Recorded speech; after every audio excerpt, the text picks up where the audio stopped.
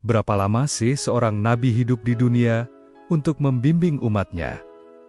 Pernahkah kamu bertanya tentang itu?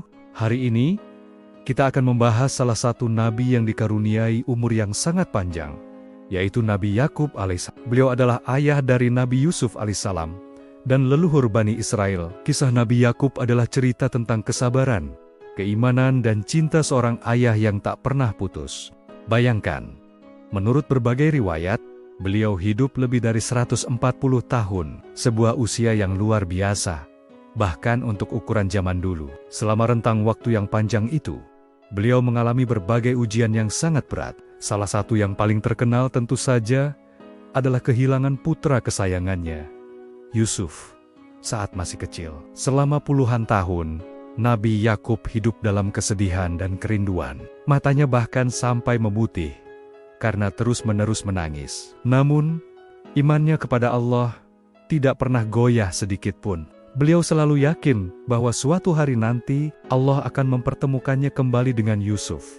Dan kesabaran itu akhirnya berbuah manis. Setelah penantian yang panjang, takdir mempertemukan mereka kembali dalam situasi yang sangat menakjubkan. Yusuf, anak yang dulu hilang di dasar sumur, kini telah menjadi seorang pembesar, seorang penguasa di negeri Mesir. Nabi Yakub tidak hanya bertemu kembali dengan anaknya, tetapi juga menyaksikan dengan mata kepalanya sendiri bagaimana Yusuf yang dididiknya dengan nilai-nilai kebaikan menjadi pemimpin yang adil dan bijaksana. Momen pertemuan itu adalah puncak dari segala kesabaran. Seluruh keluarga besar Nabi Yakub, termasuk anak-anaknya yang lain, akhirnya berkumpul kembali di Mesir, hidup dalam kemakmuran dan kedamaian di bawah naungan kepemimpinan Nabi Yusuf. Nabi Yakub menghabiskan sisa hidupnya dengan penuh kebahagiaan, dikelilingi oleh anak dan cucunya. Dari kisah ini, kita bisa mengambil pelajaran berharga. Umur panjang yang diberikan Allah kepada Nabi Yakub